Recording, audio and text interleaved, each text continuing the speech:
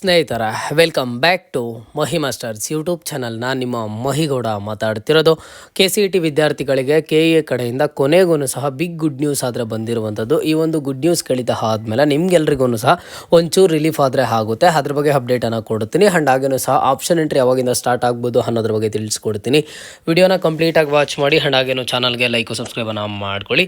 ನೋಡಿ, KCET ವಿದ್ಯಾರ್ಥಿಗಳಿಗೆ ರೀಸೆಂಟಾಗಿ ಬಂದಂತಹ ಅಪ್ಡೇಟ್ ಏನು ನಿಮಗೆಲ್ಲ ಗೊತ್ತಿರೋ ಹಾಗೆ ವೆರಿಫಿಕೇಷನ್ ಸ್ಲಿಪ್ಪು.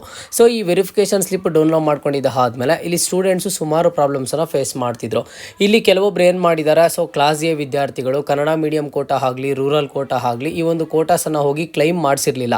ಅವರ ರೆಸ್ಪೆಕ್ಟಿವ್ PU ಕಾಲೇಜಲ್ಲಿ ಹೋಗಿ ಕ್ಲೈಮ್ ಮಾಡಿಸ್ಬೇಕು ಅಂತ ಹೇಳಿದರು. ಆವಾಗ ಸ್ಟೂಡೆಂಟ್ಸು ಅದನ್ನು ಮಾಡಿಸಿರಲಿಲ್ಲ. ಹಾಗಾಗಿ ಅವರ ಒಂದು ವೆರಿಫಿಕೇಷನ್ ಸ್ಲಿಪ್ ತಗೊಂಡ್ರೆ ಅಲ್ಲಿ ಬಂದುಬಿಟ್ಟು ಅವ್ರಿಗೆ ಏನಾಗ್ತಿದೆ, ಇಲ್ಲಿ ಅವರ ಒಂದು ಕನ್ನಡ ಮೀಡಿಯಂ ಕೋಟಾ ಆಗಲಿ ರೂರಲ್ ಕೋಟಾ ಆಗಲಿ ಏನೂ ಸಹ ತೋರಿಸ್ತಿಲ್ಲ. ಇಂತಹ ಸ್ಟೂಡೆಂಟ್ಸು ಏನು ಮಾಡೋದು ಅಂತ ಕೇಳ್ತಿದ್ರು. ಇವರಿಗೀಗ ಭರ್ಜರಿ ಗುಡ್ ನ್ಯೂಸ್ ಆದರೆ ಬಂದಿರುವಂಥದ್ದು.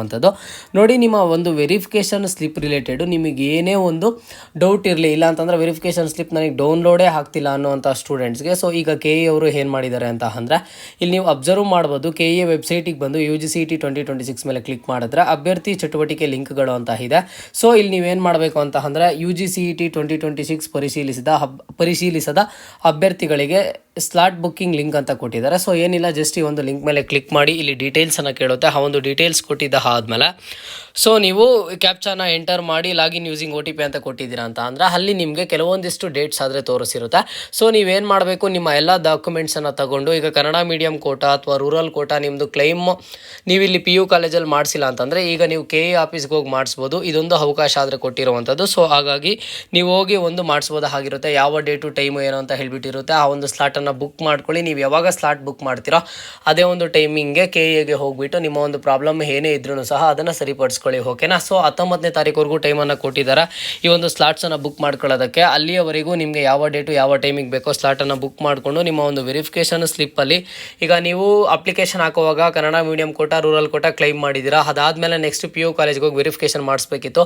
ಅವಾಗ ಮಾಡಿಸಿಲ್ಲ, ನೀವು ಮಿಸ್ ಮಾಡಿದ್ದೀರಾ ಅಂತ ಅಂದರೆ ಇವಾಗ ಹೋಗಿ ಅಲ್ಲಿ KE ಆಫೀಸಲ್ಲಿ ಮಾಡಿಸಿ ನಿಮ್ಮ ಒಂದು ವೆರಿಫಿಕೇಷನ್ ಸ್ಲಿಪ್ಪನ್ನು ಡೌನ್ಲೋಡ್ ಮಾಡ್ಕೋಬೋದು. ಓಕೆನಾ?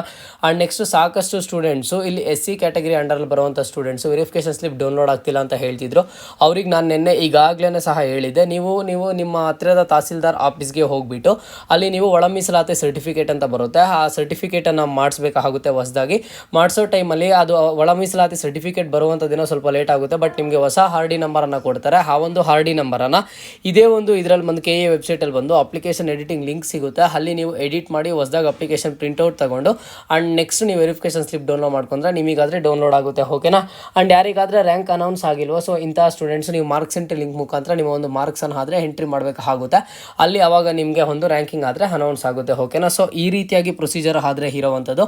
ಆ್ಯಂಡ್ ನೆಕ್ಸ್ಟ್ ಇನ್ನೊಂದೇನು ಅಂತ ಅಂದರೆ, ನಿಮ್ಮ ಆಪ್ಷನ್ ಎಂಟ್ರಿ ಯಾವಾಗ ಸ್ಟಾರ್ಟ್ ಆಗುತ್ತೆ ಅಂತ ಹೇಳಿ ಸಾಕಷ್ಟು ಸ್ಟೂಡೆಂಟ್ಸ್ ನೀವು ಕೇಳ್ತಿದ್ದೀರಲ್ವ. ನಿಮಗೆ ಬಂದುಬಿಟ್ಟು ಇದೇ ತಿಂಗಳು ಒಂದು 22ನೇ ತಾರೀಕು 23ನೇ ತಾರೀಕು ಈ ಮಂತ್ ಎಂಡಿಂಗಲ್ಲಿ ಲಾಸ್ಟ್ ವೀಕಲ್ಲಿ ಬಂದುಬಿಟ್ಟು ನಿಮಗೆ ಫ್ರೀ ರೌಂಡ್ ಆಫ್ ಕೌನ್ಸಿಲಿಂಗ್ ಆದರೆ ಸ್ಟಾರ್ಟ್ ಆಗುತ್ತೆ.